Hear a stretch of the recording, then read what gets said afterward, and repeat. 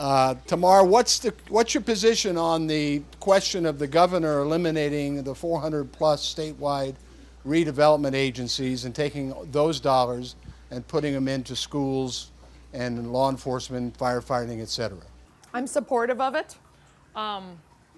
One of the issues is when Governor Brown proposed that, the first thing that I did is I went to LAUSD's budget office and I asked how much money that would generate.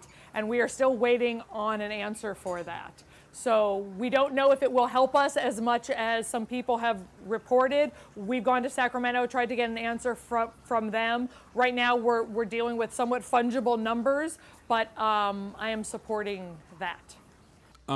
This little Kiwanis Club and Kiwanis clubs across the city do many things for children. They have leadership development programs. But another thing they do and have a talent and a niche for is fundraising. So from your perspective, what can a little grassroots Kiwanis club like this one, and for that matter, Kiwanis clubs across the city do, or what is the most urgent priority that Kiwanis clubs could contribute to? My answer might be a little unexpected, and it is, find a school in the community and sit down with the principal, sit down with some of the teachers, sit down with, if there's a booster club or a parent organization, and find out what they need. Because every school is a little bit different. And some schools might have an emphasis, they're doing a lot with music and art, and they might need help acquiring instruments or repairing them when they're not working.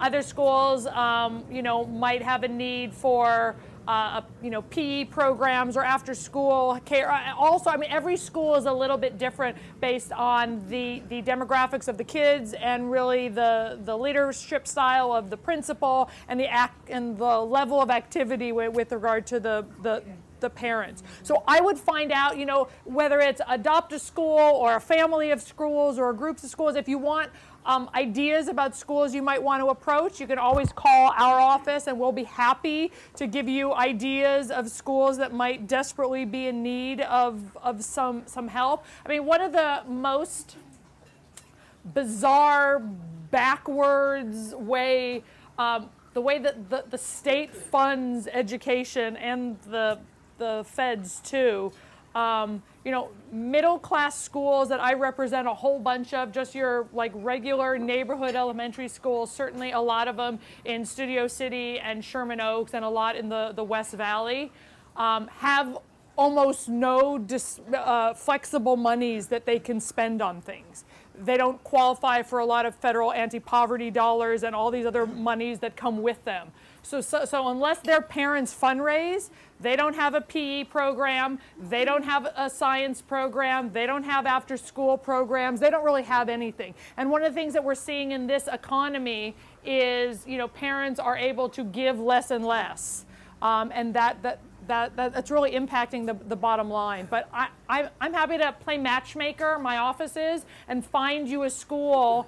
And it's not just dollars. The money helps, but also I know almost everyone in this room has a talent, or you have free time, or you have something that you may be able to donate. We've even played matchmaker with businesses that have random stuff left over. We got a call from someone at a biotech lab who, for a project, they had several boxes of beakers, like science beakers left over, and they didn't know what they were going to do with it. Did we know a school who might want them? So we found them a school who got several cases of beakers.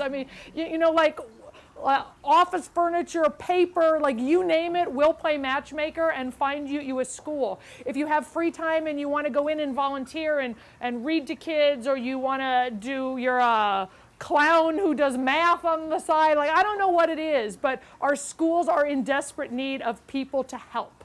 And we can always find someone to help. There was a quick question over here. How many kids do we have in LA Unified? About 650,000 right now.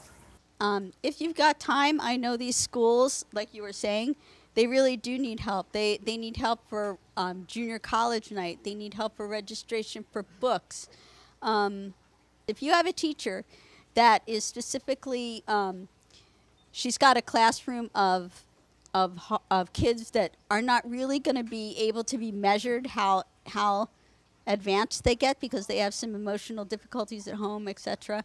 Her question's about testing and kind of, there are so many patches of quicksand when you talk about using student data to evaluate a teacher. And I'll give you a really good example. One of my best friends growing up, when he hit high school, was a real smart kid, not interested at all in school. As soon as he figured out that standardized test scores don't matter towards his grade, he would use that as an opportunity to draw patterns on the Scantron and all sorts of things. I sat next to him one day, he drew a tree on the Scantron thing and turned it in. You know, why should his teacher be held responsible for the fact that he, you know, just wanted to mess around and didn't care? So, I mean, that's a piece of that. I mean, there's a piece of it that depending on which standardized test you use, you might get a different result. And if you're going to start making employment decisions based on that, you have to make sure that you have some sort of consistency. We have subjects in this district, especially when it comes to high school, that there's no standardized test to test for.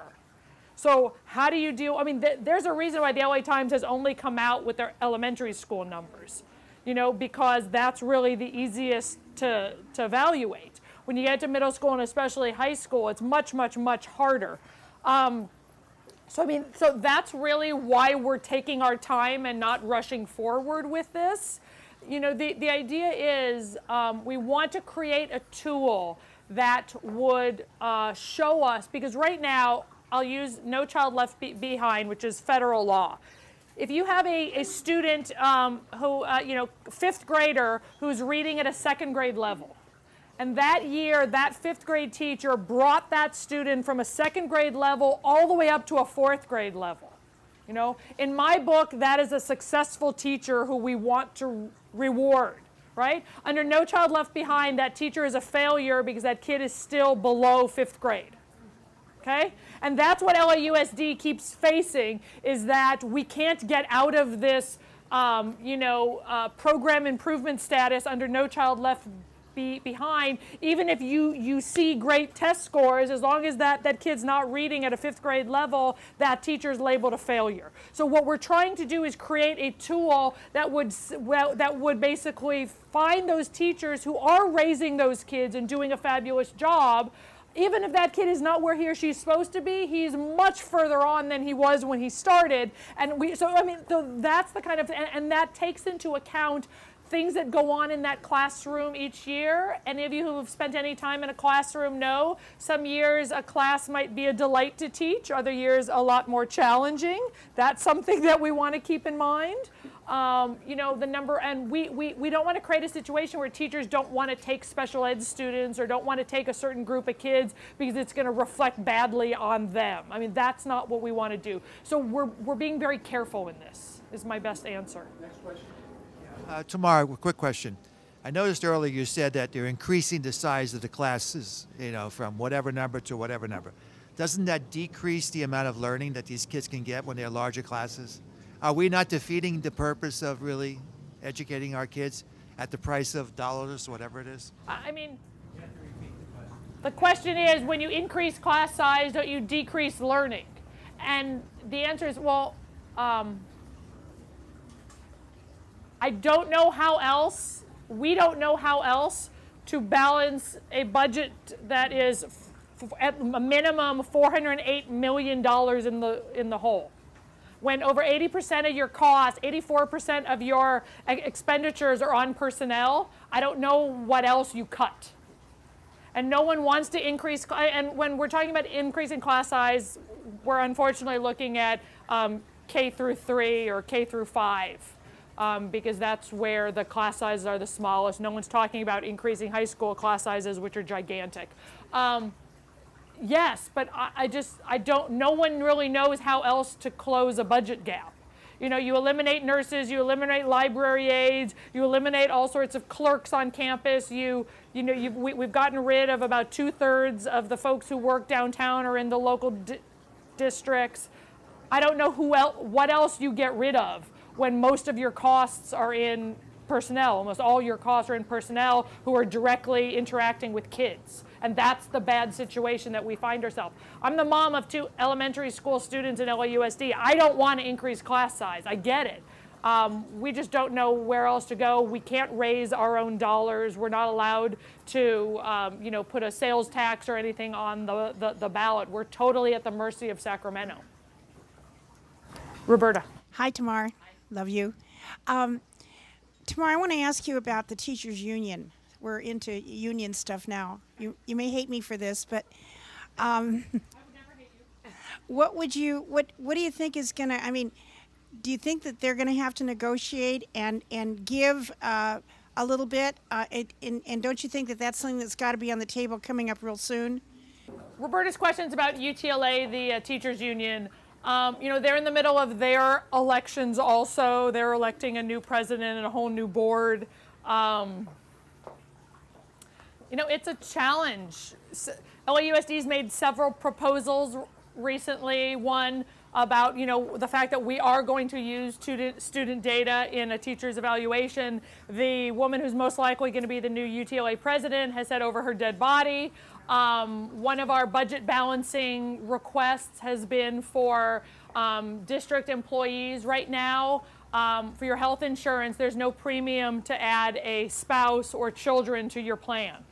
And one of the things that we proposed was that the district would still pay the insurance for the employee, but if you wanted to add a spouse or children, you would have to pay for it.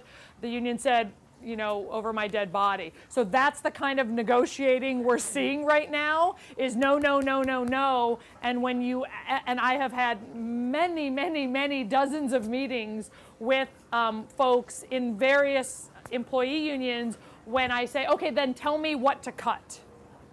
You know, tell me what to eliminate in order to close this budget deficit.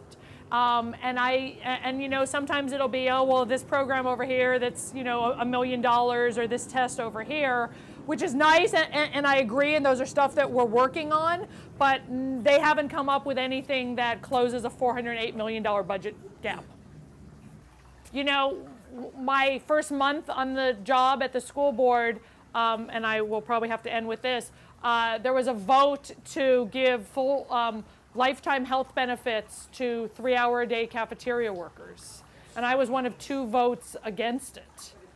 It passed. I was one of 2 votes against it.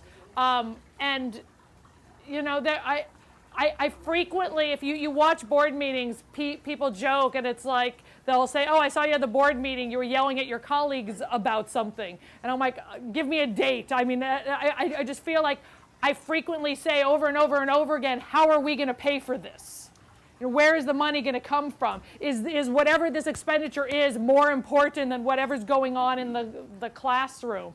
And there's this feeling frequently in the district that, first of all, everyone's program is the most important thing in the whole world, but also, oh, we'll find the money for it, it's important. And we're at a point where you know, we've searched all the couch cushions, there's no more change. And we're at a point where we really have to make our priorities very clear, because as dramatic as it sounds, really the future of public education in Los Angeles is at stake. That's what we're looking at right now. You know, schools in my board district are becoming charter schools. That is going to really impact the future of education in Los Angeles. We don't know how, but I guarantee you that it's going to. And that's really where we are right now. So, you know, this election coming up is important, whether something goes on the ballot in June or not. This is important. And for those of you who care about public education and care about civic involvement, I thank you for inviting me here today to talk about some of these issues. So thanks. Thank you. And I'll say a good luck to Tamara. When is the election? March 8th? Okay. A week from this coming Tuesday.